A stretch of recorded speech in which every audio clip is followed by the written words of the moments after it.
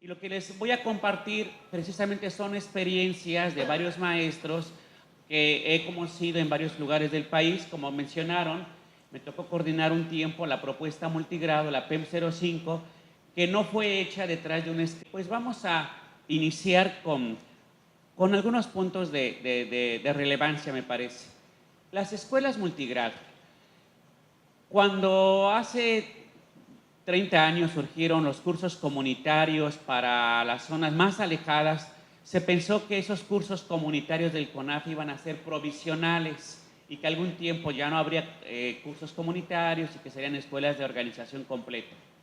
Hace poco, la Secretaría de Educación Pública, en el programa Escuelas al Centro, planteó de manera ahí como no muy perceptible que las escuelas multigrado las iban a compactar, las iban a unir, dado que no siempre tienen todos los recursos, dado que no hay maestros suficientes, y que a lo mejor es que sea una escuela de organización completa, pensando que es lo mejor, pues iban a agrupar. En España existe incluso de escuelas agrupadas.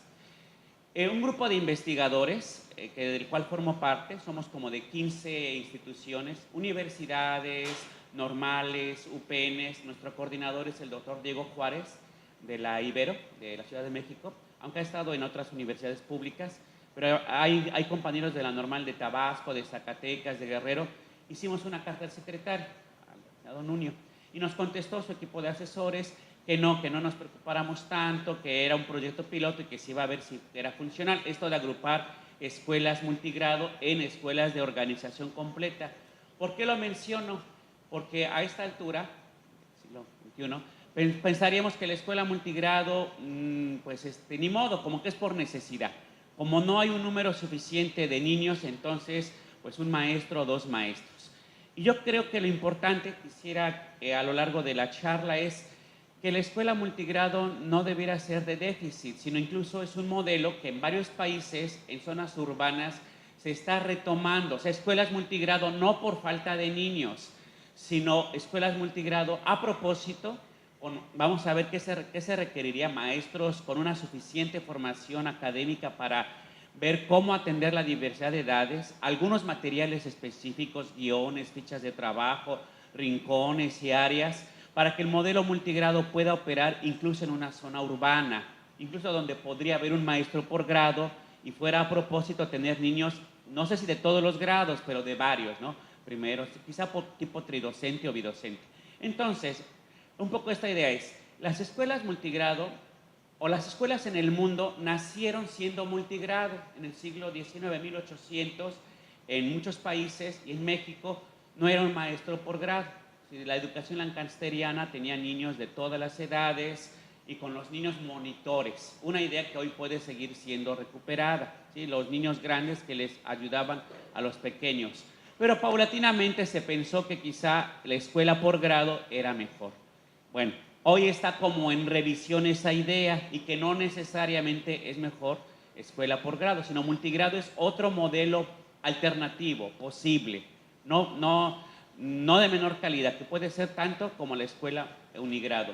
Ahora, las escuelas multigrado existen en muchos países.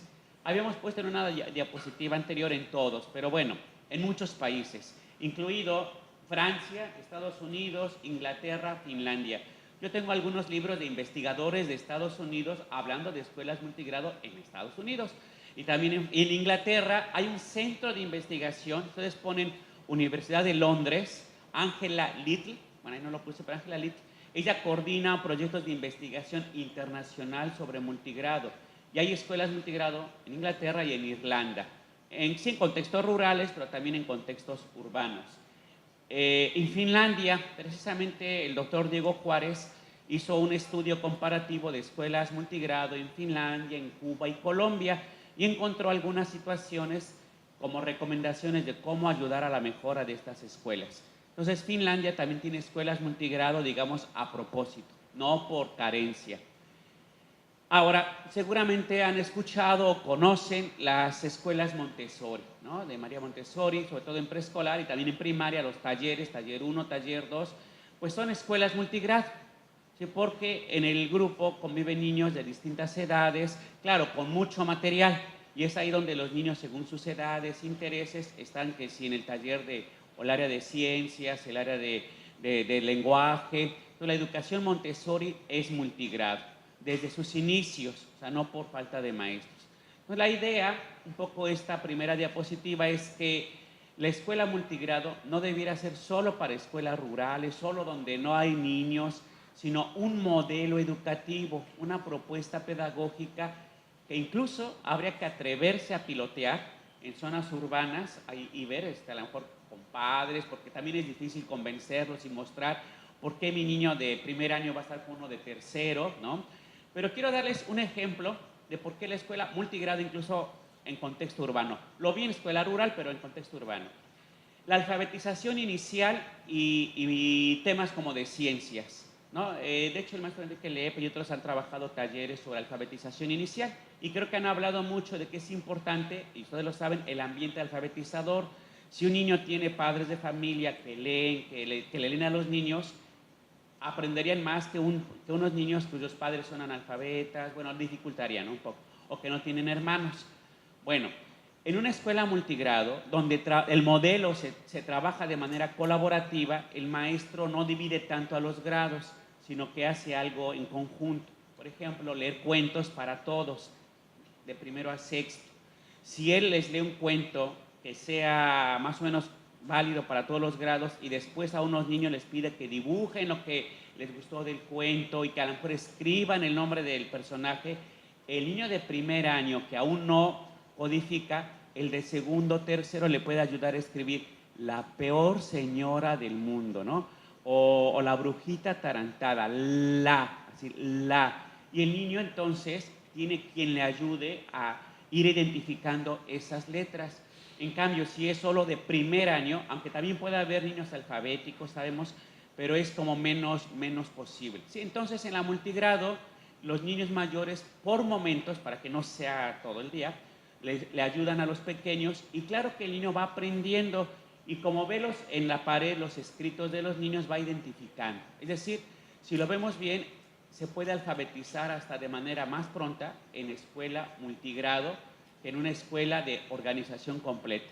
Otro tema para ejemplificar por qué la multigrado puede ser como más potencial. Y al rato los compañeros van a hablar de sus experiencias. Temas como el sistema solar.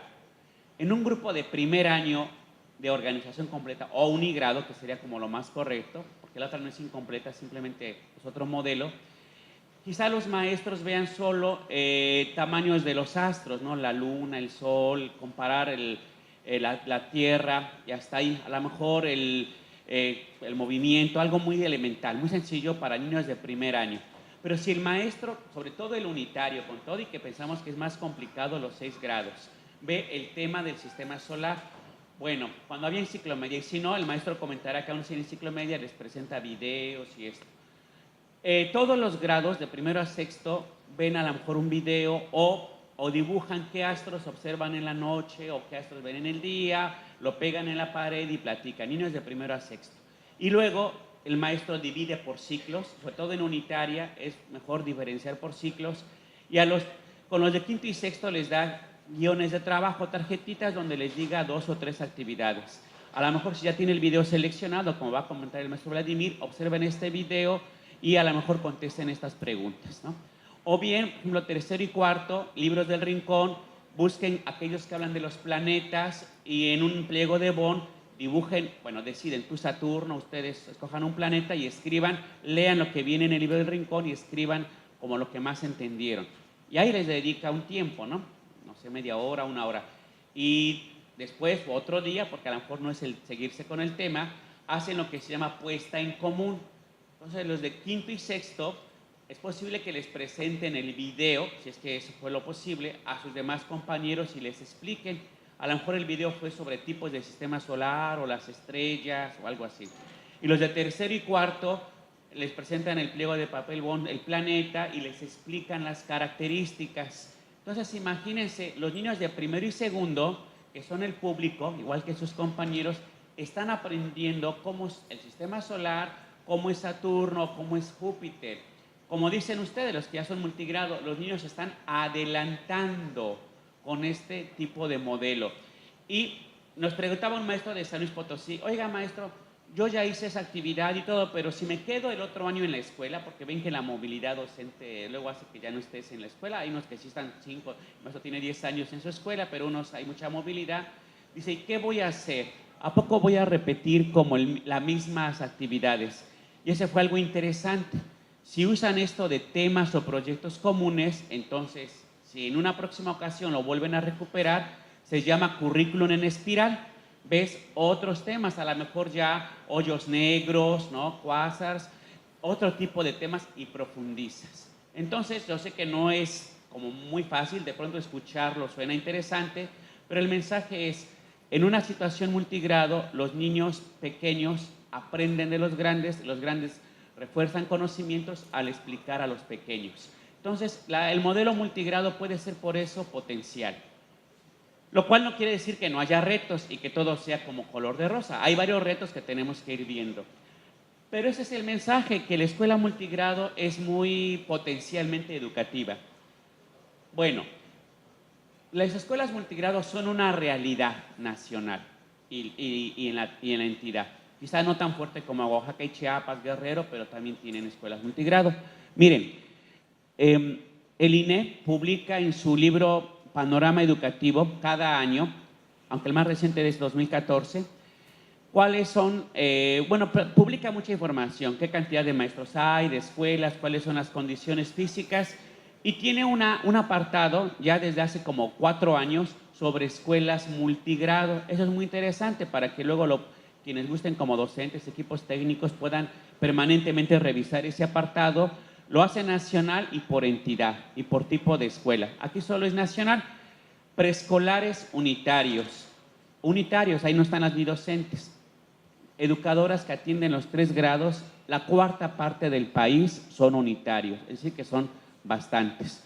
Lo que más se ha destacado, o se comenta primaria, cerca de la mitad, 44%.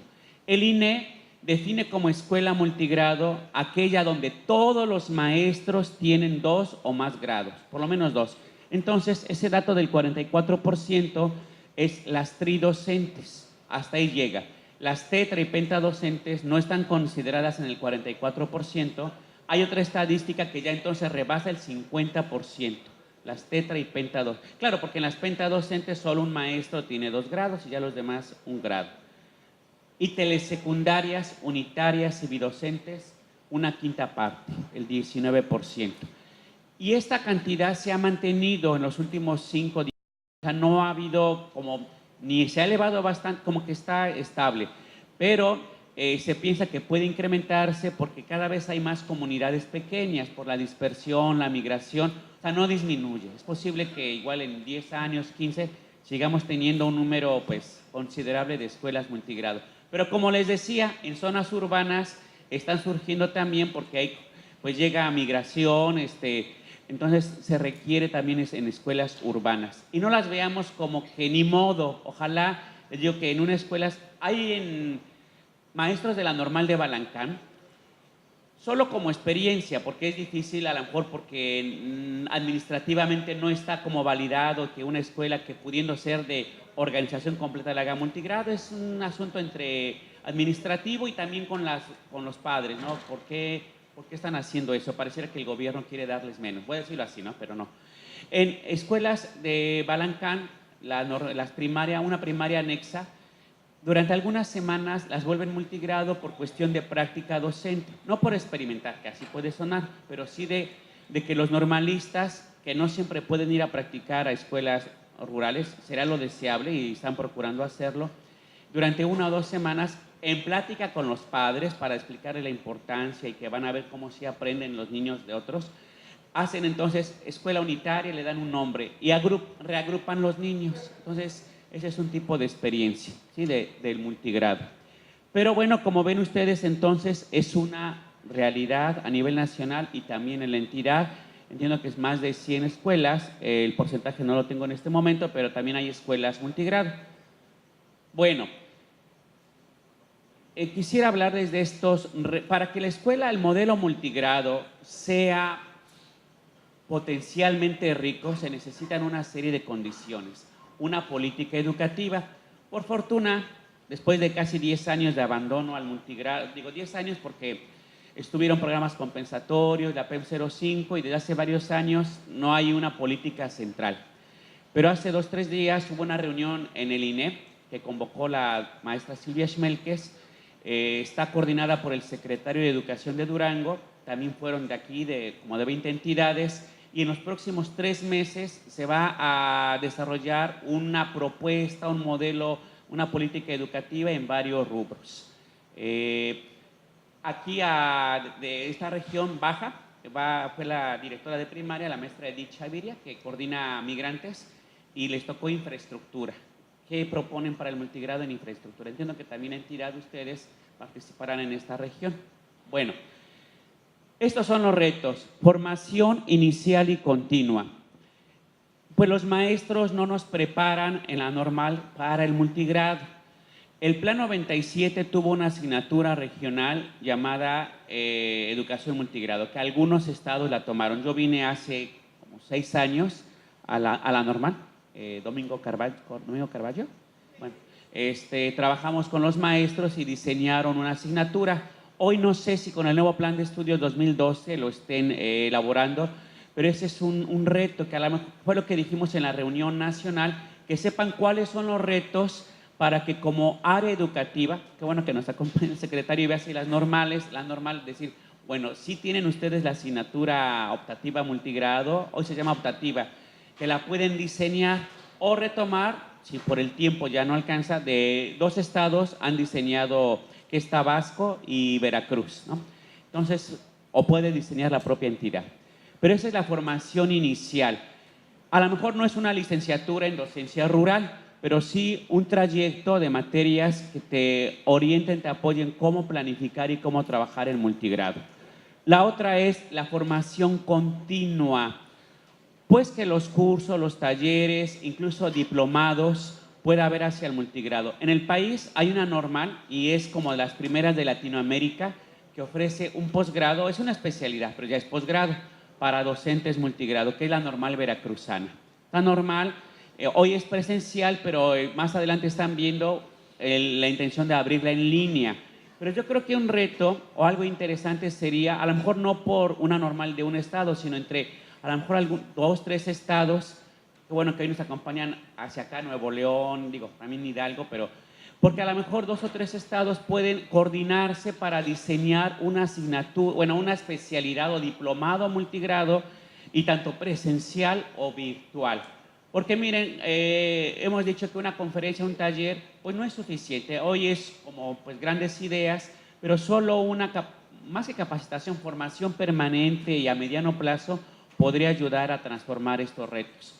Ahora, esta formación inicial y continua tendría que ser idealmente como, si no un requisito, sino algo importante para ser docente multigrado, porque generalmente se van luego o los recién egresados, ¿no?, o desconociendo la experiencia del multigrado. Entonces tendría que ser casi como un requisito, pero a la vez un apoyo, o sea, una política de apoyo económico que hoy también se está perdiendo, ¿no? Lo de compensatorios, pero requieren mayor apoyo. Es como el médico, un médico general o un médico especialista. El médico general no va a poder atender lo del corazón o como lo del oftalmólogo. Yo creo que el más complejo es multigrado en educación indígena y migrantes. ¿Por qué? Miren, cualquier maestro del país tiene que conocer los enfoques. Ayer la conferencia de la maestra Emma Fuenlabrada sobre cómo desarrollar el pensamiento matemático, ¿no? Un reto mayor. Todos los maestros tendríamos que tener pues, un dominio suficiente de cómo trabajar el enfoque comunicativo, las prácticas sociales del lenguaje, matemáticas, bueno, el pensamiento histórico, todos. Pero los maestros, contexto multigrado, y si tengo 6 grados, ¿cómo decido los temas? ¿Con quién inicio primero? ¿Cómo asigno tareas? ¿Cómo organizo el tiempo? Tantas preguntas que el que tiene un grado, pues no la requiere. Entonces, es una formación complementaria. Y luego, educación indígena. Aunque el enfoque intercultural es para cualquier maestro, en contexto indígena quizás se amplía, ¿no? El dominio de la lengua, temas como la sexualidad, cómo abordarlas en contextos un poco también que hay que tomar en cuenta la familia y cómo lo piensan. Entonces, conocer más el enfoque intercultural es otro reto. Imagínense todos los retos de formación continua que se requieren para estos maestros. Entonces, será como dejarlo como un pendiente, cómo andamos en la formación continua. Es muy importante los foros, sin duda, pero yo creo que el mediano plazo es todavía más necesario porque regresan a su escuela y cómo le damos continuidad. Entonces, eso es algo importante a nivel federal y si no lo hacen, hoy que está abandonado, ¿qué podemos hacer en la entidad? El segundo reto, currículum y materiales educativos. No es tener un currículum paralelo o materiales educativos paralelos, pero el currículum nacional, pues sabemos que cómo lo retomo si tengo 6 grados. Una práctica muy común, pues como docente, es seguir el orden de los libros. En parte es comprensible, ¿no?, que el maestro pues siga un poco como está planteado. Pero si en primer año, por proyectos o lecciones, ahora en primero y segundo, ahora con la reforma a ver cómo viene, pero bueno, si el primer bloque para la lección 2 en niños de primero es el cuento, pero en segundo grado a lo mejor es escribir una noticia y en tercer grado es una receta, o sea, en ese mismo tiempo, pues el maestro les pide a los de primer año que lean el cuento y vean esto, a los de segundo que vean la receta y eso dificulta un trabajo colaborativo. Entonces le implica al maestro tiempo, esfuerzo de ver cómo trabajo un tema común. La receta puedo verla con todos, pero qué nivel de complejidad, en qué páginas, hasta buscar las páginas. O sea, el maestro de escuela unitaria tendría que tener ahí los 40 libros.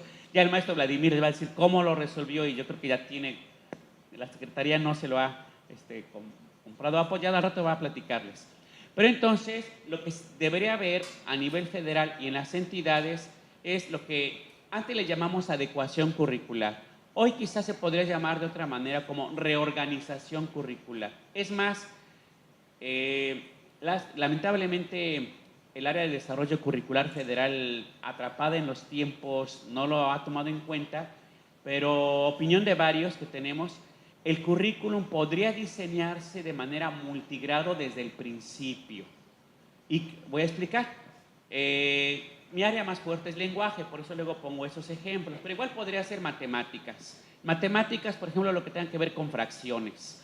Quizá primero y segundo, yo no soy el experto, a lo mejor no es tanto fracciones, sino solo partir objetos y algo como muy más sencillo, primer ciclo. Pero tercero y cuarto sí ya comparar fracciones, noción de fracción, etcétera.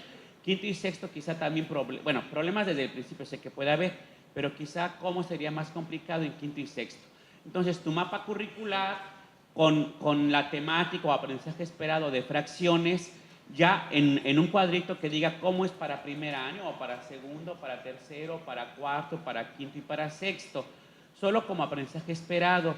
Si ese currículum está así y es nacional, el que es multigrado ya sabe de primero a sexto cuáles son los contenidos que tiene que ver sobre ese tema. Quizás se decide que en un grado no puede haber o que un hueco, quizá. Voy a ponerles el ejemplo de la PEM 05, la Edad Media, un tema que incluso solo se ve en quinto año. Lo que hicimos fue que para primero y segundo, más que poner un contenido, pusimos libros del rincón con temáticas parecidas, como los castillos y eso que sí lo había, porque se acerca a esta noción de cómo era la vida en la Edad Media. Entonces el maestro unitario, con un currículum así transversal, podría ver cuáles son los contenidos. Para un maestro tridocente, pues ver sus grados, quinto y sexto, esto me pide, significa tercero y cuarto. De pronto parece tan elemental que no sé por qué no lo miran así los que diseñan currículum. En otros países, Argentina y esto ya tienen su currículum. Ven cómo no es otro currículum, sino el nacional, pero reorganizado, multigrado y que al que es de organización completa solo toma el grado que le sirve. Y bueno, materiales educativos. Un poco más polémico quizá. Cuando hicimos el diagnóstico de multigrado, preguntábamos a los maestros si pensaban pertinente como otros libros, y fue aquí como que no necesariamente, porque entonces íbamos a tener que libros para niños de zonas urbanas, niños para libros de zonas rurales, un poco complejo, más bien que los libros tomaran en cuenta más la diversidad del país, las regiones y los contextos. Y incluso que en lo posible también se reorganizaran por temáticas comunes. En Durango lo que hicieron algunos maestros, con o sin permiso, fue recortar los libros por lecciones. y como los engargolaron o los cosieron de otra manera, para que los niños tuvieran ya como reordenados los libros, ¿no? Tercer bloque, temas parecidos, fracción, para que entonces el maestro, los niños tenían su libro, ustedes están viendo fracciones como lo plantea el libro de tercero, ustedes cuarto, fracciones como lo plantea el libro de cuarto, pero todos estamos trabajando fracciones para que cuando el maestro le pida a un niño, a ver Andrés, ayúdale un poco, no entiende bien cómo entre tercios, pero también él está viendo fracciones, a lo mejor operación, y no está viendo a lo mejor variación proporcional y de pronto cambia como de tema. ¿Sí? Esa es la ventaja como de temáticas comunes con distinto nivel de complejidad. Entonces lo que se requeriría hacer es que los libros de texto se pueden también reorganizar un poco por multigrado, y la otra alternativa es lo que hizo CONAFE, cuadernos de trabajo. Y a lo mejor ahí es donde el Estado, pensando que sí podría apoyar, porque los libros de texto son nacionales, ¿no? Y bueno, por lo pronto así son, pero pienso que la entidad sí puede hacer en estos proyectos de equidad y esto, cuadernos de trabajo para los niños. Habrá que tómenlo como una sugerencia, que puedan valorar, porque en todos los cuadernos de trabajo retoman el contexto un poco más, ¿sí? Y reorganizan, porque a lo mejor le dice ahí al niño, busca en tu libro de texto en la página tal, ¿no? O el tema tal, pero ya el cuaderno de trabajo está reorganizado. Bueno, ese es currículum y materiales. El otro reto, es el que me voy a centrar más en las diapositivas que siguen, son las prácticas docentes para atender la diversidad. Una práctica que encontramos hace 10 años y todavía está presente, creo que menos, es precisamente dividir solo por grados. Poco el trabajo colaborativo y los agrupamientos flexibles. Pero hoy, por lo que he visto, escuchado, ya está más el agrupamiento flexible. Lo voy a dejar tantito pendiente porque es como el tema central de las demás diapositivas. ¿Qué prácticas docentes para atender la diversidad y la inclusión? Sí, lo hago como un paréntesis de eso. Gestión y funcionamiento, es que para que tengamos el panorama general de todo lo que se requiere para que la escuela multigrado pues eleve su logro educativo. Esto no es nuevo, lo conocen, pero hay que decirlo en cada foro para que algún día nos escuchen. Bueno, el INE ya está escuchando y ojalá, esto requiere recursos como en tanto. Gestión, pues el famoso, ustedes, el maestro que es director, conserje y todo esto. Países, Colombia, y cuando digo Colombia para no ejemplificar Finlandia por los recursos económicos, han avanzado en encontrar soluciones, es decir, una política de compensación económica. Entonces, lo que se planteó aquí, que quedó solo como en idea o piloto, el director itinerante o como le queramos llamar, es decir, que haya una figura, más que un supervisor, una figura que apoye 2, 3 escuelas y sea la que atienda los aspectos administrativos, organizativos y logísticos de las escuelas multigrado. Porque ustedes saben, hay cualquier actividad y hay que desplazarse o el tiempo que dedican para llenar toda esa documentación. Les absorbe el tiempo. Si leemos el artículo 3, yo escribí algo, cuando tú escribes un artículo, pues no siempre es tan académico, también tienes que ser, pues parece, no sé qué es más lamentable, si los diputados o quien hizo ese artículo o la ignorancia hacia las escuelas rurales y multigrado del 44%, la ignorancia o a propósito, porque si no lo traje, debería ponerlo ahí, pero ahí tiene su definición de director.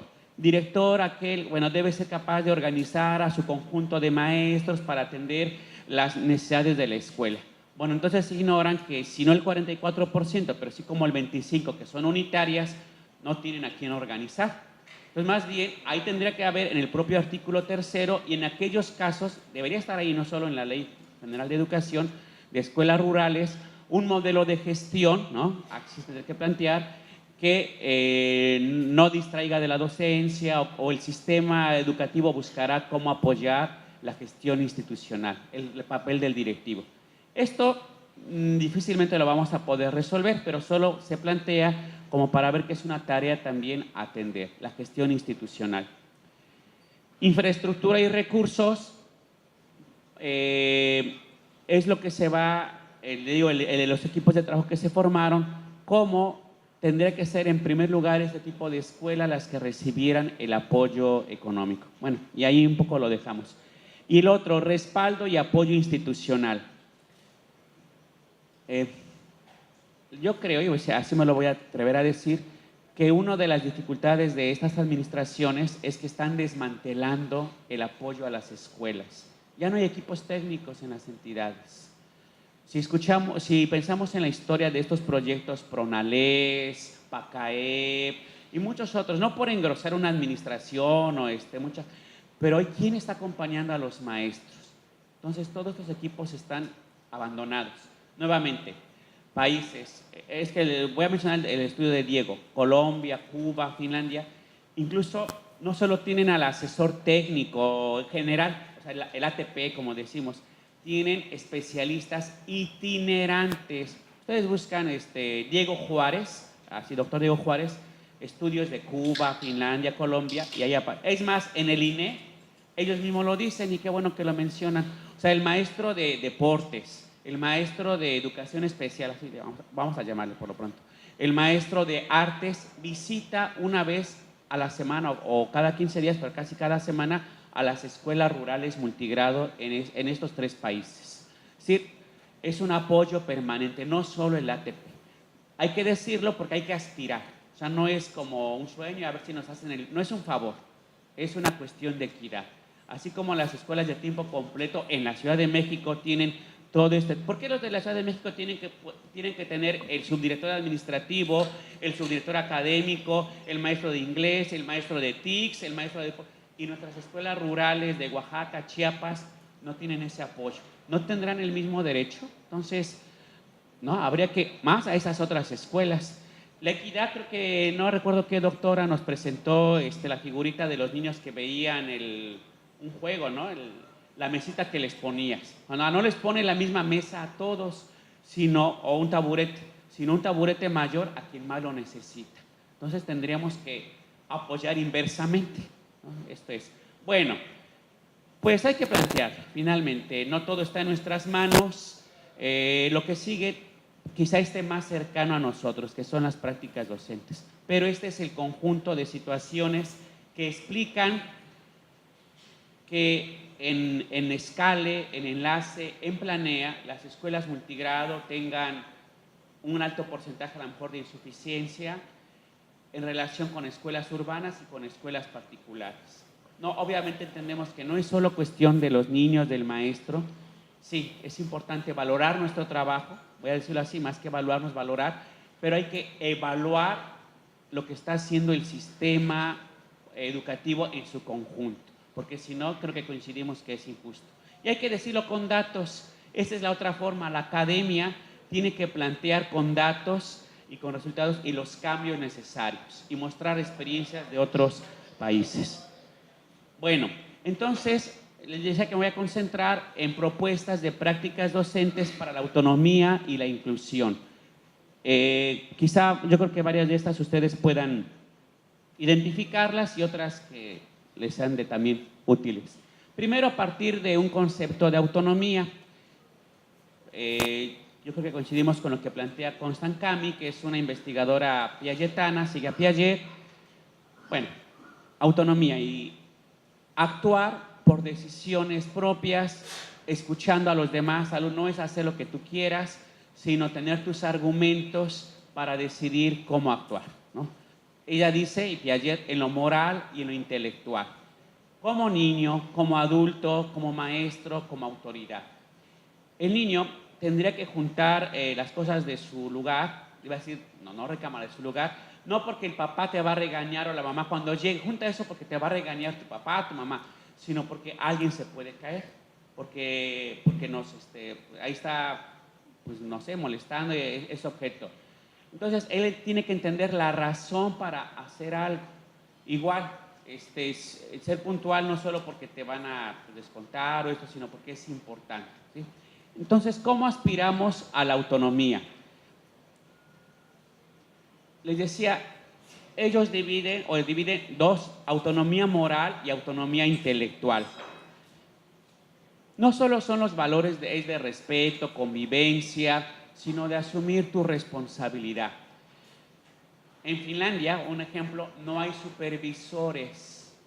Y no solo porque no quieran gastar, sino porque como sociedad han avanzado a confiar y a hacer el mejor trabajo posible. Y aquí, puede decir, seguro lo intentamos hacer, pero nos conocemos, a lo mejor también abusamos, en fin. ¿Qué pasaría si no hubiera quien nos monitorea el trabajo? ¿No? Quizá. No hay supervisores, confían que el maestro no requiere a alguien para rendir las cuentas y hacer las cuentas bien. Igual el niño, en zonas urbanas, aquí no sé qué tanto pase, tienen que pedir permiso para ir al baño, ¿no? Maestra, ¿puedo ir al baño? Bueno. Hay un nivel intermedio, a lo mejor lo conocen o lo han usado, como esto del famoso semáforo, ¿no? La figura del niño o de la niña, para hacer al baño como algo autorregulador. Si va alguien al baño, lo voltea. Al principio quieren jugar los niños, pero tú dialogas con ellos en asamblea de que, bueno, no se trata de como de jugar, porque a lo mejor alguien sí quiere ir al baño. Entonces, primero autorregula, ¿no? De que si soy niño, volteo la figura de niño para ir al baño. Los demás, alguien tiene que esperar para que no haya tantos niños afuera. Pero el siguiente, tercer nivel, que a lo mejor no nos atrevemos a experimentar, yo lo hice desde el principio y vi que la autonomía es gradual. Niños, si alguien va a ir al baño no me pida permiso, puede salir. Y al rato pues salen varios, ¿no? Entonces, en la escuela primaria que trabajé primero, en las anexas, pues no, es poco a poco. Pero ese es un tercer nivel, que no pidan permiso. Y dirían, maestro, pero van a salirse a jugar, maestro, pero se van a molestar allá. Pues esas conductas son las que en asamblea de niños, como Freire lo proponía, vamos a dialogar con los niños. A ver, yo he visto que salen a jugar. ¿Se vale eso? Si no, ustedes propongan. ¿Qué pasa si salimos a jugar? Ustedes propongan, no el castigo, ¿a qué se comprometen? Y si no funciona el salir al baño sin pedirme permiso, ¿qué proponen? Para devolverle a eso, ¿qué proponen? Eso es escuchar. Como sociedad, ¿qué falta nos hace, no? Porque estamos todo o nada, ¿no?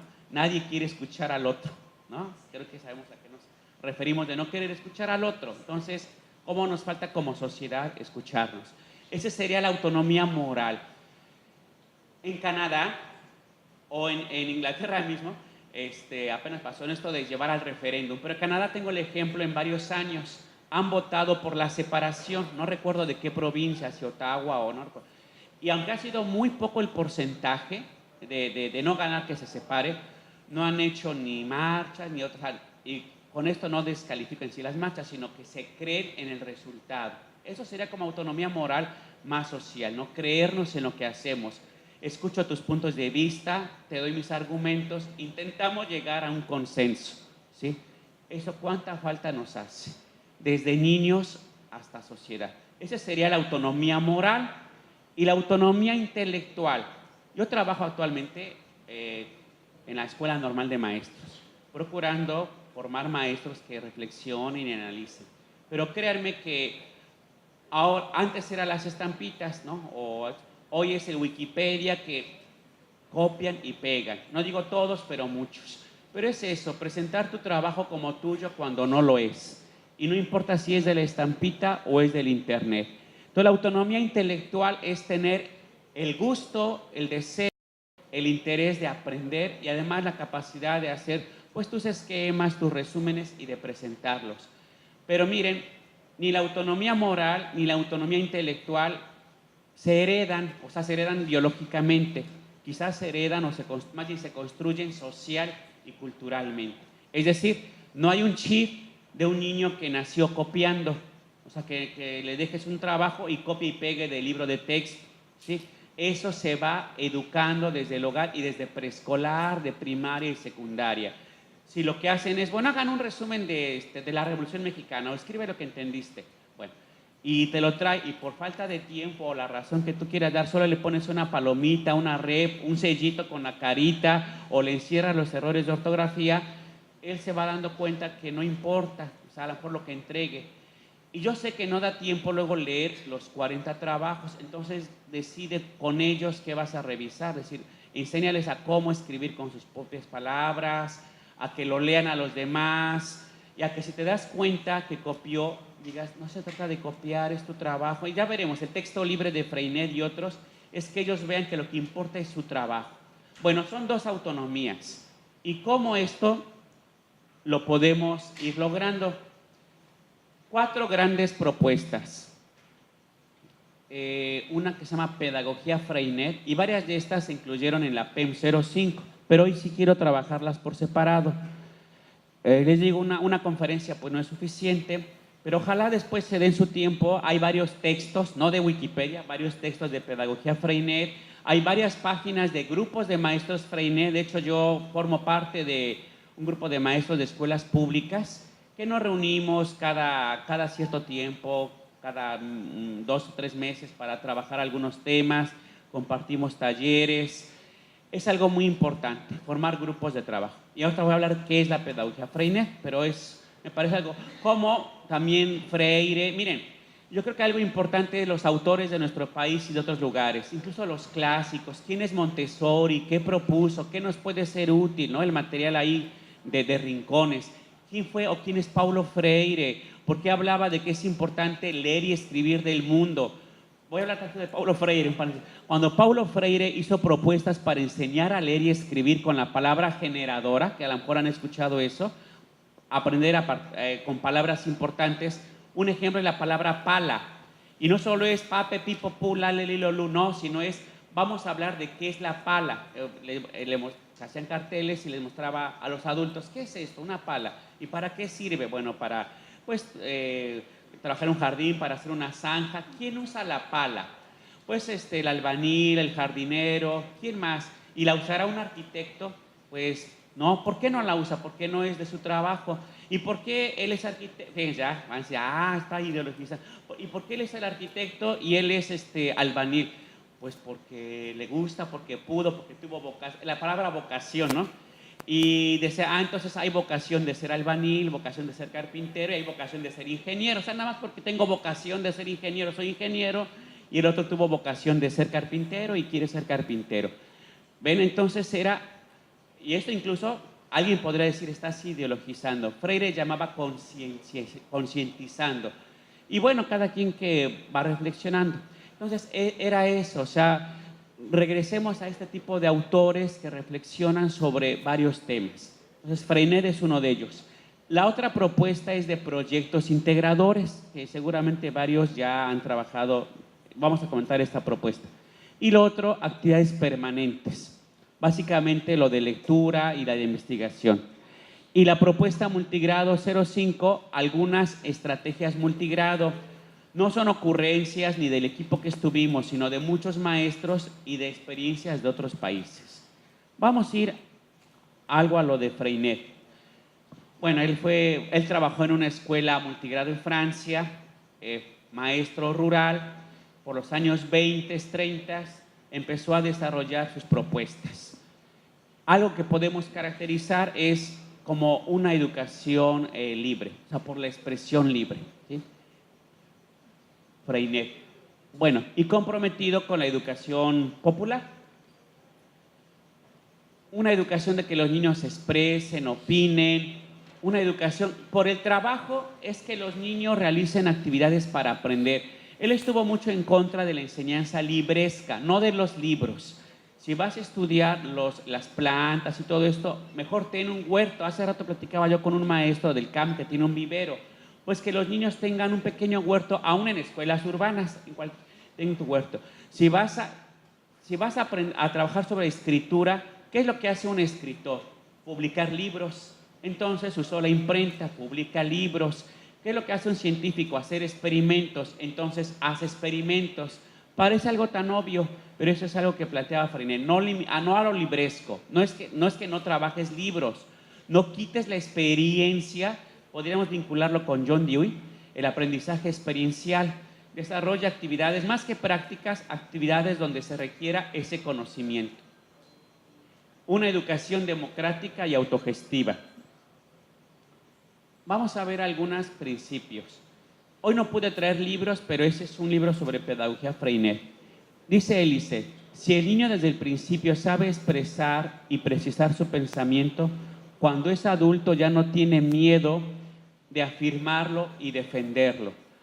Freinet lo promovía a partir de las asambleas, que hicieran críticas, qué les gustó del trabajo, qué proponen, y que los niños se sientan, que tengas libertad, o sea, que propicie la libertad de expresar sus ideas. No es de pelearse, sino que diga si algo no le gustó. A ver, vamos a formarnos equipos, ¿cómo proponen? Con quien quiera, con mis amigos. Bueno, sí, y si se ponen a platicar, ¿qué hacemos? Bueno, platicamos poquito, o sea, como llegar a acuerdos, que sabe que no le vas a decir que no, sino que tienes como una respuesta y un argumento, ¿sí? Esta, bueno, tiene muchas que parecen muy interesantes. Todo individuo quiere conseguir éxitos. El fracaso es inhibidor, destructor del ánimo y el entusiasmo. Haced siempre que vuestros niños tengan éxito. Y yo creo que sí tiene que ver con, pues, niños con inclusión, con sus diferentes capacidades. A ver, Andrés, ponte a leer. Y luego, Lorena, como no pones atención, sigue tú, ¿no? O ya te dije que así no se lee, mira, lees re mal, le voy a hablar con tu mamá. Sí, no quiere decir que no le exijamos a los niños, pero a ver, vamos a practicar, ahora vamos a hacer esta actividad, ¿sí? O, por ejemplo, cuando los niños exponen algo muy importante, siempre como que responsabilizamos a los niños de los resultados, pero Freinet plantea que es muy importante el acompañamiento. Bueno, a ver, la otra semana te toca, o al rato, o mañana exponer de este tema. Y a lo mejor no revisamos sus láminas y esto, y cuando lo presenta y se pone a leerlo, toda muy amontonado, las letras no se entienden, o está leyendo la tarjetita, o está leyendo la lámina, cuando no había PowerPoint, ¿no? Incluso en secundaria o en prepa. Con Freinet se llama conferencias de los niños. ¿Quién nos quiere platicar investigar de qué trabaja su mamá? Y no importa, si es albañil, pues que pregúntale qué instrumentos utiliza, la plomada y otros, ya sus dibujos, y nos platica. Pero la otra semana me traes información en tu cuadernito de en qué trabaja, por ejemplo, tu papá, si es que su conferencia va a ser sobre el trabajo de papá. Ya trae una semana, a ver, lo leo. Como que faltan más ideas, y dile que a lo mejor, ¿cómo aprendió a ser albañil? Sí, o sea, como que le vas acompañando. A ver, ¿y qué vas a traer cuando nos platiques? Unas láminas. Oye, ¿por qué no nos traes los objetos, como las plomadas, la cuchara y todo esto, para que dile a tu papá que... Y a veces el papá puede ir y ayudar a la explicación. Pero ven, o sea, la conferencia de los niños se fue preparando 2 o 3 semanas para que cuando ya esté... Es más, y hasta se le dice, mira, te vas a parar aquí y decirle, muy buenos días, compañeritos. Ya me conozco, yo me llamo Rafael y les voy a hablar del albañil, que es el trabajo del papá. Voy a empezar, y ya empieza. Y cuando termina, ya acabé mi conferencia, así se le llama conferencia infantil, así le llamo Freinet. Muchas gracias, y ahora pasamos a preguntas. Porque son las etapas, y el niño sabe que va a hacer preguntas. Yo he visto conferencias de niños de preescolar, en escuelas particulares que llevan la pedagogía Freinet, y también ya en escuelas públicas. O sea, que niños de preescolar pueden llevar su mascota, bueno, su animalito, porque su mascota es como muy urbano, el gato, hablar de su gato, cómo se llama, cómo se alimenta, todo eso. Eso es dar una conferencia de algo muy sencillo, pero es intentar que los niños tengan éxito, no que esté aquí, que esté nervioso, que tenga miedo de hablar, porque finalmente no se trataría de exhibirlo. La otra, la democracia de mañana se prepara con la democracia en la escuela. Un régimen autoritario en la escuela no podría formar ciudadanos demócratas. También se ha hablado en las charlas de las doctoras la importancia de la gobernabilidad, de educar para la ciudadanía. Freinet lo concretó en lo que veremos unas imágenes con la asamblea escolar, una reunión una vez a la semana, sobre todo los viernes, unos 10-15 minutos para ver qué nos gustó del trabajo de la semana, qué no nos gustó, qué proponemos para hacer. A ver, incluso si a uno les pides qué queremos aprender, qué es lo de los proyectos. Pero si a uno les preguntaras, bueno, la otra semana nos toca ver a lo mejor los cuentos. ¿Qué les gustaría que hiciéramos con los cuentos? Que dibujáramos, que hiciéramos una obra de teatro, que modeláramos. ¿Qué proponen? ¿Sí? Con esas preguntas y acciones tan sencillas, los niños ya van desarrollando la democracia. Puedo proponer, puedo sugerir, ¿sí? Es eso. Y no todo el maestro lo decidimos. Es eso algo muy importante. Y miren, este libro se puede obtener en librerías o algo así, las técnicas Freinet. Y voy a verlo más con fotografías. La clase paseo, a lo mejor hoy no nos parece como la gran novedad, pero Freinet en su momento, 1920, 1930, era que no todo sea en el salón. Vamos a ver cómo trabaja el carpintero, cómo trabaja el zapatero, y vamos a entrevistarlo. A ver, el que compone zapatos, cómo aprendió, cómo los hace, qué material utiliza, y Freinet le llamó la clase paseo, salir con alguna frecuencia a la comunidad a aprender de ellos. Y aquí, bueno, esto es en Hidalgo, la maestra Berenice, al rato va a estar la maestra Berenice, esta es otra Berenice también, salieron a una granjita, ¿no? Y ahí hicieron entrevistas. Entonces la clase paseo. Y Freinet fue lo que hizo, hay una película donde se ve lo de Freinet. Y cuando regresaban, lo que hacía es, ahora dibujen o escriban lo que hicimos, lo que aprendimos en esta clase paseo. Y así surgió lo que Freinet le llamó luego el texto libre. El texto libre es escribir del tema que tú quieres y con la libertad de que no se te va a regañar. Este es un texto libre, a lo mejor no tan polémico. Dice el choque. Ayer un señor chocó con un poste cerca de la escuela. Se cortó un cable y nos dejó sin luz. Y a partir de eso luego hablaron entonces cómo llega la energía eléctrica a la comunidad, etcétera. Y esta de la izquierda es un texto no convencional, como lo vieron los que estuvieron con el maestro Enrique y en otras charlas, que el niño escriba como le es posible y con ayuda, o sea, te ayuda a escribir. Entonces, lo que él ya sabe es mamá y papá porque las ha visualizado, pero las otras ya son de manera no convencional, ¿no? Hay sus grafías, no pero cuando la maestra le pregunta es algo así como que mamá, papá, me gusta, bueno, más bien me gusta que me cuiden, pero que no que estén peleando. Ese es un poquito como el texto libre. Cuando les pedimos escriban, llega el 10 de mayo, ¿no? Escriban sobre la mamá, es muy clásico y está bien que la mamá es la reina de la casa, te quiero mucho, pero cuando el niño aprende el texto libre, sabe que puede decir, ay mamá, pues que estés muy bien, pero ojalá puedas estar más tiempo conmigo. Es decir, el texto libre es poder expresar tus pensamientos, tus sentimientos, y esto te lleva poco a poco a ya no piratear ideas. Cuando escribes sobre otro tema, sabes que son tus palabras. Bueno, y Freinet, pensemos que era 1900, ese es el diario escolar. No sé si alguien ha llevado esta actividad del diario. Es un cuaderno, una libreta que va pasando cada día, un niño se lo lleva a su casa y escribe ahí, por ejemplo, fue algo muy breve. Hoy fue el cumpleaños de la Pinta mi gatita. Solo son 2 líneas, pero ya los niños desde primero incluso, pero tercero, cuarto, cuando se lo van llevando, te escriben hasta una cuartilla, hasta 2 cuartillas. Te platican lo que hicieron en casa, lo que pasó en el salón, lo que les gusta. Yo también llevo el diario escolar con mis alumnos de la normal. Incluso te pegan sus fotografías de otras experiencias. O tengo una de que cuando se fueron a tomar un helado, saliendo de la normal, pegaron ahí su servilletita de la heladería y platicaron que esa actividad les gustó mucho. Y ahí lo tengo, el diario escolar. Entonces, ese es para desarrollar la expresión escrita de los niños. Y luego se corrigen algunos fragmentos en el pizarrón para abordar la escritura. Ahora, quiero contextualizar, les decía, Freinet 1920-1930. No había computadoras, no había impresoras, ¿no? Pero Freinet sabía con otros y pensó que es muy importante no solo leer el libro de texto, no es gratuito, el libro de texto que compraban los niños, porque era como que hablaba de algo muy lejano a su vida de los niños.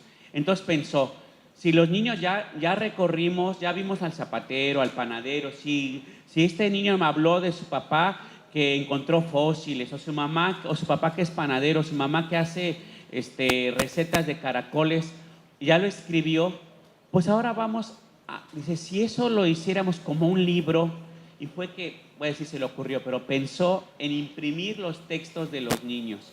Y fue así como surgió la imprenta.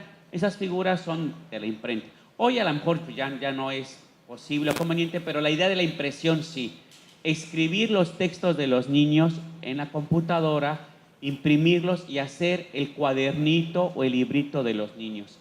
Hacer un libro una vez al mes, imagínense, con los textos de todos los niños o el texto de un solo niño, su libro. Tanto textos libres como vamos a hacer un libro sobre nuestra comunidad. ¿Cómo se llama nuestra comunidad? ¿Cuáles son las tradiciones? ¿Cuáles son las fiestas? ¿Qué comidas típicas hay en mi comunidad? Poco a poco, el niño se da cuenta de lo que los autores llaman la idea de autor. Andrés, Rafael, Zenobio, yo soy el autor. Y yo les decía a mis alumnos en la normal cuando hicimos libritos, imagínate que esto lo fotocopian, le cambian unas palabras y otro normalista le pone tu nombre. Ah, no, si es el mío. Entonces van aprendiendo que no es de piratearse. Si poco a poco los niños van encontrando el sentido de la escritura. Esta sería la impresión y ojalá que ustedes se animaran a hacerla. La otra, hoy los medios tecnológicos nos permiten hacerlo hasta electrónicamente, pero en Freinet era como más artesanalmente. La correspondencia escolar, y hasta ese es un libro que se publicó de las correspondencias escolares.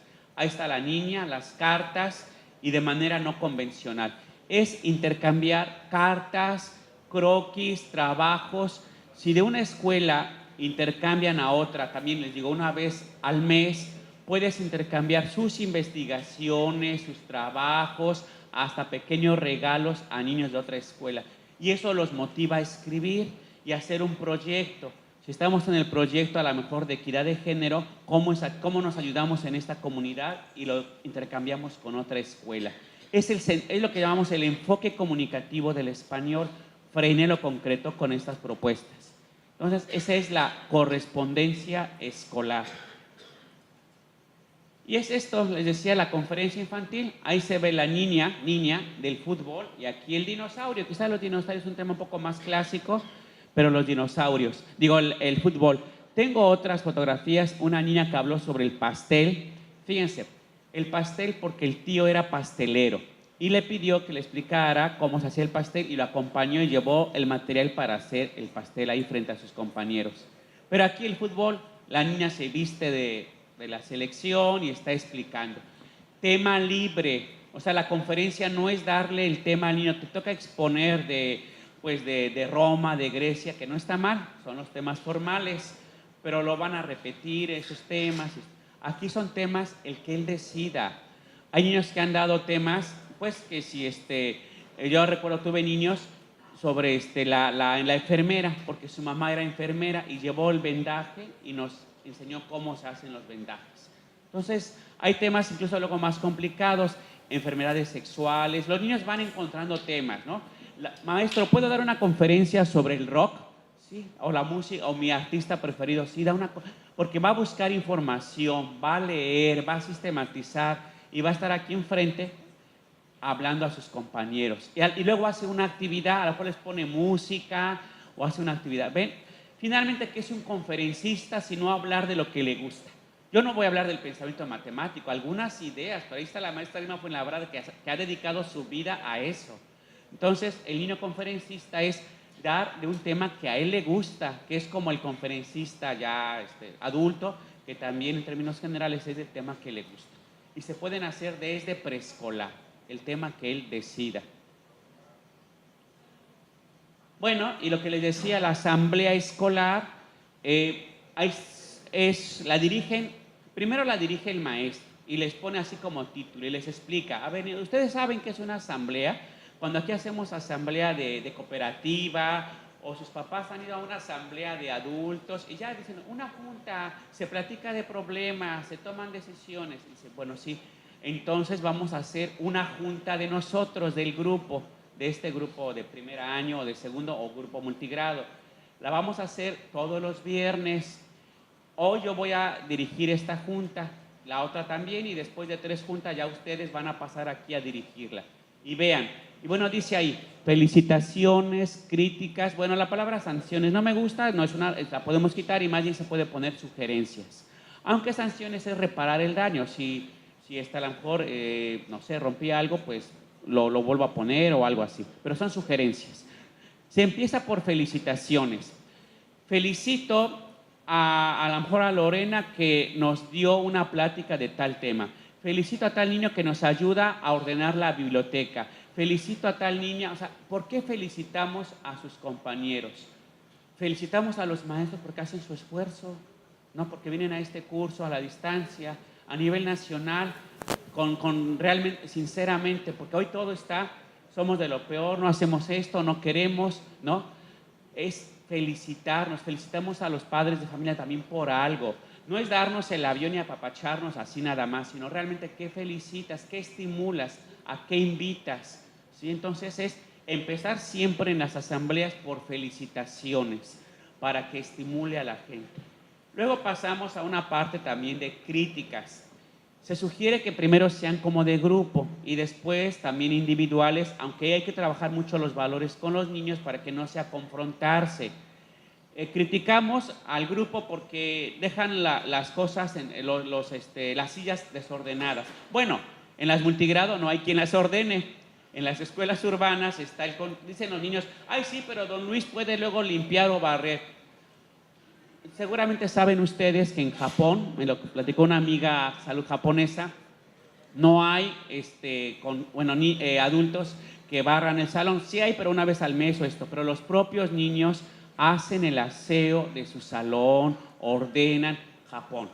O sea, y no es por falta de recursos, sino que ellos están intentando educarse en lo manual y en lo intelectual. Porque un país injusto tiene gente que te hace, incluso a nosotros, ¿no? Gente que te hace el aseo mientras tú piensas, das conferencias y todo esto. Un país que fuera poco a poco más justo, todos tendríamos que tener nuestro tiempo para lavar nuestra ropa, hacer nuestro aseo y tiempo para lo intelectual y lo académico. Un país algún día justo. Entonces es aprender a organizar nuestros... El multigrado es más por necesidad, ¿no? Pero aprender esto de los valores. Entonces criticamos a quien deja las cosas en desorden. En la Escuela Nueva de Colombia se llama el gobierno estudiantil. Bueno, si ustedes luego le ponen escuela, hoy no voy a hablar de Escuela Nueva de Colombia, pero es otro modelo muy interesante en Colombia. Y algo parecido le llaman gobierno estudiantil. Y le llaman comisiones de trabajo. Y le llaman comisión de ambientación. No son los que limpian, sino los que proponen las normas. Todos los niños deben juntar su silla y dejarla en su lugar. Y como que monitorean, no para castigar, sino criticamos que no se hizo. Y cuando es necesario sí decir el nombre de algún niño, ¿no? Criticamos a tal niño porque vimos que tiró la basura, le rompió el lápiz a alguien, lo invitamos a que no lo vuelva a hacer.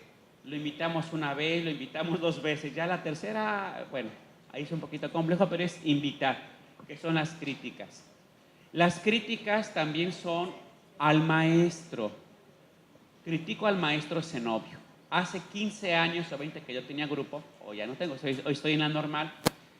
Critico al maestro Zenobio. Yo estaba sentado. Ya, porque las asambleas posteriores las dirige los niños. Yo estaba sentado. Critico al maestro Zenobio porque en una asamblea, fíjense, no es porque el maestro nos dijo, en una asamblea quedamos que después de recreo no se come porque se ensucian las cosas. Bueno, aquí podemos tomar momentos. Y el maestro, critico porque el maestro ha estado tomando su Boeing. O sea, porque yo sí llegaba luego con mi Boeing y lo ponía en el escritorio, ¿no? Propongo que no lo vuelva a hacer porque nos debe dar el ejemplo. Fíjense, la razón, no lo vuelva a hacer, sino porque nos debe dar el ejemplo. Bueno, a lo mejor pues no, es que no me da tiempo. Bueno, sí, a lo mejor habrá. Entonces, fíjense cómo, por eso era la expresión libre. Es válido, ¿no? No recuerdo el nombre de un autor que dice que la crítica es tener el argumento para cuestionar a la autoridad. O sea, no por enfrentarte, sino el argumento. Yo soy su autoridad para el niño, pero él tiene el argumento. Así como yo como maestro puedo ir a mi directora con el argumento, no nada más porque quiero llevarle la contra. Pero dice, pero también es quien ante la autoridad del argumento la respeta. O sea, tú respetas el argumento independientemente de quién lo diga. ¿Sí? Eso es un poco lo de la asamblea escolar y que busca favorecer la autonomía. Si me dice luego el tiempo, maestro, creo que ya casi nos vemos. Sí, ¿verdad? Porque son 10, 20. ¿Perdón? No decía yo el tiempo, ¿cómo andamos? El 5 es elaborar. Son propuestas de trabajo. Ahí ya no alcanzo a ver bien, pero es elección de la siguiente mesa directiva. O sea, ahí se decide quiénes van a dirigir la siguiente semana a la otra asamblea, ¿sí? Para que vayan cambiando y rotando y no sea siempre el mismo el que dirige la asamblea. Pero son estos los 4 puntos para trabajar la autonomía más bien moral y la conferencia la autonomía intelectual. Déjenme ver, es que los horarios si me ayudan son tenemos hasta las 10:30, 10:40. Sí, 10:30. Ya son, ¿verdad? Bueno, 5 minutos. Y luego hay preguntas porque en un rato más tenemos, Los experimentos de los distintos niveles, la autonomía intelectual, el cálculo vivo, que los problemas matemáticos partan de la vida auténtica. Ese es un proyecto que se hizo sobre el pan, y a partir de eso hacer problemas de que si para hacer, y fue real, o sea, una escuela vespertina, para hacer 5 panes se necesita tantos litros de leche, tanto huevo, cuánto se necesita para otra cantidad. Entonces, que los problemas no solo sean como inventados, sino de la vida cotidiana. Eso Freinet le llamó el cálculo vivo. Bueno, aunque sea un poco... Proyectos integradores, más que una definición, les voy a hablar de 2 o 3 ejemplos de los maestros. Son proyectos surgidos de la vida comunitaria, ¿sí? El cacao fue en Tabasco, blusas chatinas en Oaxaca, el garrobo en Tabasco. Es de lo que nos rodea, de la gastronomía, de las tradiciones, que podríamos, un proyecto que dure 2 o 3 semanas. Y ahí integramos contenidos de varias asignaturas.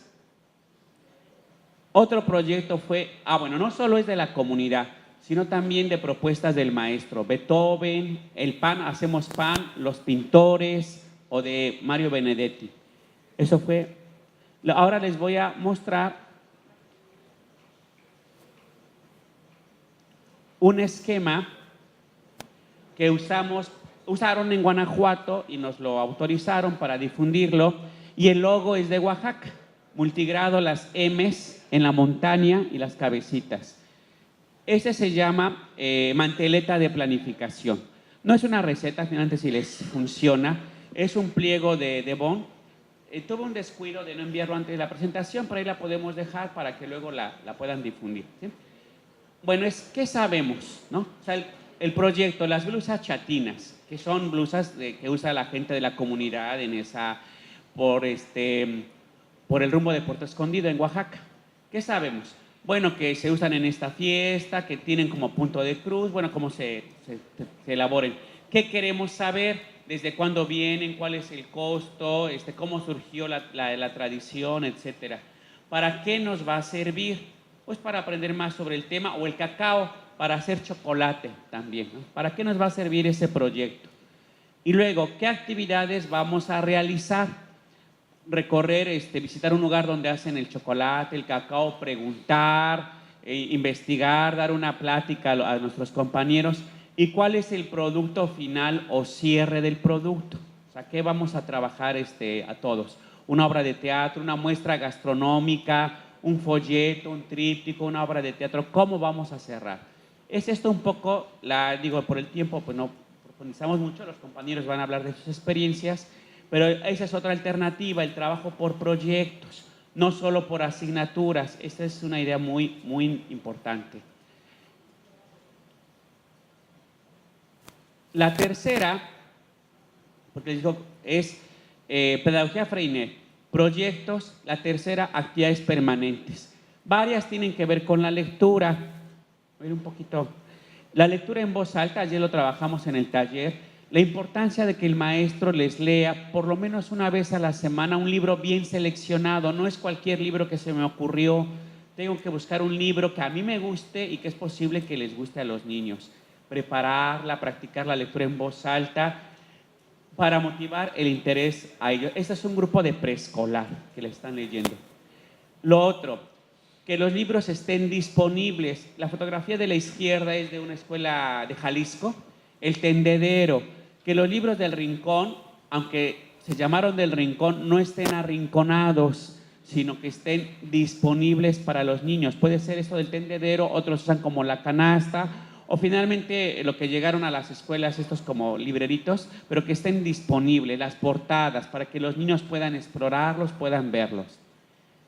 Y en espacios libres, que no solo sea leer en tu mesa, en tu mesabanco, sino ahí están en el patio, en el jardín, podemos salir. Hay maestros que hacen o colchonetas o petates, ¿no? Este material, y ahí se pueden tirar y leer los niños. Entonces, la hora de lectura libre. El préstamo a domicilio, que los niños elijan y que no haya premios o sanciones, que no sea, pues el que se lleve un libro tiene un punto más en español, o tiene algo así. No, porque tiene puntos y cuando ya no haya puntos, pues no, pues ya no va a tomar el libro por decisión, ¿no? La vida no todo es porque te premien o te castiguen. Sí habrá cosas, pues miren, esta es una cuestión de ética y de principio de vida. Si uno cree que la docencia, que el trabajo es por profesionalidad, así vamos a responder. Si otros creen que no es por eso y que entonces tienen que estar monitoreando y evaluándote, pues así va a ser el mundo, no por premiarte o castigarte. Ojalá el mundo mostrara que podemos hacer las cosas por convicción, desde niños pequeños hasta adultos, ¿no? Y que se va a llevar libros no para que tenga 10 o pase el grado, sino porque disfrute la lectura.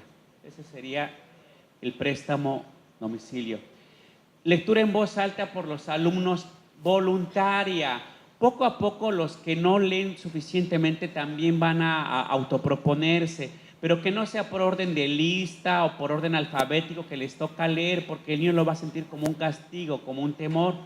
Entonces, ayudar a que el niño tenga éxito, decir, bueno, ya va a terminar el ciclo escolar, pero aún así, o ahora que regresen, ustedes inician las primeras semanas leyendo a los niños cuentos, leyendas, y después de 3, 4 semanas los invitan, ahora ustedes van a leernos a nosotros, se van a anotar, a ver, dentro de una semana, 2 veces a la semana o 3 veces a la semana, y fíjense que aún así es poco tiempo. ¿Quién nos quiere leer algo la próxima semana? A lo mejor no se motivan y si no tú invitas a un niño que sabes que puede tener éxito y le dices, a ver, elige el libro y pasado mañana me lo lees un fragmento para que ellos vayan como practicando y teniendo esa confianza, ¿sí? Es de que vaya teniendo éxito. La otra, lectura tutor-tutorando. Esto se puede mucho en multigrado y las que no son multigrado se ponen de acuerdo los profesores. Se ha reportado experiencias en España y en algunos estados de nuestro país donde no son multigrado, pero fíjense, porque es niños grandes que les van a leer no solo al grupo, sino por parejas. Los niños de quinto, por ejemplo, que le pueden leer a los de tercero. Y para eso los niños tienen que escoger un libro de biblioteca de aula que le pueda gustar a sus niños pequeños, lo practican durante 1 o 2 semanas y como están ahí, el lado izquierdo, que casi son de la misma grado, es de una escuela de Veracruz y aquí es un preescolar, ¿no? Ahí no recuerdo también es de qué entidad porque no me mostraron la fotografía, pero miren, es un niño pequeño, la niña de tercero de preescolar con las imágenes y le está leyendo al niño pequeño. Pero también no solo que los grandes lean a los pequeños, después de varios meses, si es que es un proyecto de escuela, ahora que los niños de tercero, por decir un grado, que les lean a los de quinto, que les devuelvan la visita, y sí pueden. Entonces, decir a los de tercero, ahora practiquen su lectura en voz alta para que les guste a los de quinto. Entonces, como ven, también es motivar a los niños pequeños. Y esto es algunas de las actividades permanentes. Y voy a terminar, ya 5 minutitos, con esta cuarta experiencia o propuesta. La propuesta educativa multigrado 2005, y que algo de esto y actualizada van a comentar los compañeros, y es el otro tema, las adecuaciones curriculares para escuela multigrado. Surgió de un diagnóstico, y esa sería una recomendación a los maestros, pero también a los asesores técnicos y a los equipos académicos, porque los maestros no tenemos el tiempo suficiente. Recuperen, documenten experiencias docentes. El foro es muy importante, pero visiten escuelas, registren lo que está pasando en el aula, tomen fotografías, cuadernos, porque ¿quién más que los maestros para construir alternativas? Pero se pierden de que no se documentan. Entonces, la propuesta multigrado no fue una ocurrencia ni del maestro Zenobio ni del equipo, sino visitamos como 10 o 15 entidades durante todo un año y mucho de lo que vimos ahí dijimos, pero si ya hay buenas cosas, o sea, no se nos va a ocurrir algo, sino juntamos muchas propuestas y fue así como el tema común con actividades diferenciadas no fue del escritorio. Lo vimos en San Luis Potosí, lo vimos en Veracruz, cómo la maestra trabajaba de esa manera, no le llamó así tema común, pero esto es como un tema común para todos y actividades diferentes por ciclo. Entonces fue así como lo diseñamos. ¿Y qué tiene? Recuperación de experiencias nacionales e internacionales. No vamos a crear todo ahorita, o sea, ya hay mucho, sigamos indagando, pero si ya hay escuela nueva, si hay nuevas propuestas, recuperemos todas ellas. Si está CONAFE, con dialogar y descubrir, están los ficheros, recuperemos los ficheros. Y fue así como hicimos adecuaciones curriculares, fichas de trabajo y estrategias didácticas. Y es con lo que propiamente termino. 2 láminas. Es muy importante que a nivel federal, y si no hay a nivel federal, que en las entidades hagan sus adecuaciones curriculares a partir del currículum nacional. Cada maestro lo puede hacer en su momento viendo las necesidades de sus niños, pero se necesita un documento que regule, que oriente, porque no puede ser que tú estés, hagan de cuenta la noticia. A ver, voy a trabajar noticias con mis niños de cuarto a sexto, porque soy bidocente. Sí, pero le pongo lo mismo, no siempre lo mismo, porque también tienes que anotar actividades diferenciadas. Y tiene que haber por eso un mapa curricular o reorganización que diga qué se puede hacer. Es muy general, se hizo por ejemplo con el tema de cuentos. Primer ciclo, leer cuentos, y lo que les pides es que sí sepan que hay que ponerle un título, que lleva personajes, un inicio, desarrollo, final. Hasta ahí primero y segundo grado. En tercero y cuarto, algo más complicado es que pongan características de los personajes, cómo son alegres, cómo es sus características físicas, psicológicas. Ese es como un reto mayor. Y en quinto y sexto, lo que se conoce como el clímax, el desenlace. Que sepan dónde es la parte más complicada, cómo la pueden ellos escribir. Y así de cada contenido escolar debería haber, y lo hicimos en la PEM 05. Yo creo que fue lo que a muchos maestros les resultó útil. ¿Qué voy a pedir en cada ciclo, en cada nivel educativo?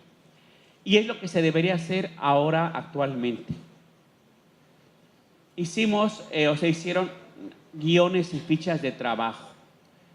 Yo creo que esto es algo importante, que si los maestros diseñan, recopilemos. Miren, yo creo que no está mal recuperar trabajos que hacen otros compañeros. De hecho, lo va a comentar al rato el maestro Vladimir. Un buen trabajo es saber seleccionar adecuadamente. El otro es diseñar, o sea, diseña tus propias situaciones didácticas, pero también recupera lo que ya existe. Si hay fichas de cómo trabajar la alimentación, actividades, pues recupéralas. Luego dice, no, es que el maestro no va a pensar, pues aún si no la recupera, también a lo mejor le pone algo más tradicional. Entonces, no es por hacer ni flojos ni nada. Imagínense, es como en el teatro. Pues queremos que el maestro sea el actor, el que dirige la escena, el que barre, el que vende los boletos. No, ayudémosle. El médico, un buen médico, no necesariamente hace todos los diagnósticos, saca la sangre, hace el estudio. No, él te manda a hacer el estudio y tiene que interpretarlo. Entonces podemos tener secuencias didácticas, las revisamos, las ajustamos, y también fichas de trabajo. Entonces hagamos fichas de trabajo entre todos. Si hubiera un equipo estatal que diga, vamos a hacer un banco de fichas de trabajo, un banco de exámenes diseñados por los maestros, que después otros maestros puedan recuperar. Ese sería como el mensaje. Y esta es la última parte. La propuesta multigrado tuvo, de las cuales pues ya no hablé de todas, como bastantes sugerencias que les digo que ya las vimos en los maestros. Rincones de trabajo, una idea de preescolar. El rincón de biblioteca, el rincón de experimentos, el rincón de pintura, y los niños, de acuerdo a su gusto, a su estilo de aprendizaje del que se ha hablado, pueden estar en un rincón, elegirlo, o tú les puedes sugerir, ¿no? Vamos a ver un tema, hay unos que pinten, otros que modelen, otros que armen rompecabezas. Voy a comentar solo de algunos, ya no de todos, que no he hablado. Agrupamientos flexibles. Si tienes 6 grados, en ocasiones una actividad es para todos. Un cuento, una obra de teatro, un problema de matemáticas, rompecabezas. Pero en otras ocasiones es por ciclo, los de tercero y cuarto, los de quinto y sexto. En otra es por su nivel de competencia. El niño de tercero puede ser que sepa menos que uno de segundo. Hay una maestra de Veracruz, Lidia, le llamó el grupo alfa, el de alfabetización. Niños de cuarto que aún no dominaban la lectoescritura, los juntaba con niños pequeños, no para que leyeran el libro de Paco el Chato, sino para que con su libro de ciencias a lo mejor formara palabras, pero con su libro de ciencias, ¿sí? Pero era en alfabetización. Agrupamientos flexibles. Y bueno, el lenguaje escrito como eje transversal, que los niños investiguen y lean en todas las asignaturas. Y bueno, por el tiempo yo creo que ahí lo iríamos cerrando. Como ven, es un conjunto de actividades. Bueno, el lado derecho, alfabetización inicial en colaboración.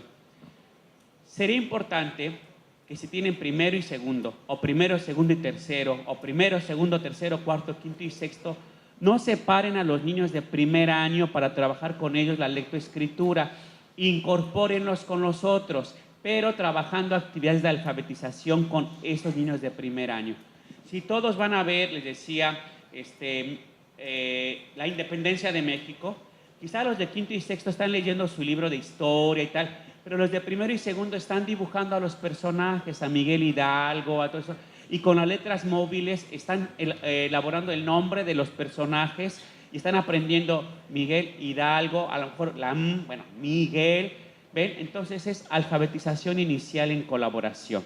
Pues son algunas de las ideas que creemos que pueden ser útiles para el contexto multigrado. Y es esta la última. Ojalá a partir de este comentario, que sí es posible hacer una escuela rural que tenga rincones, investigación, proyectos, fichas de trabajo, asambleas, conferencias.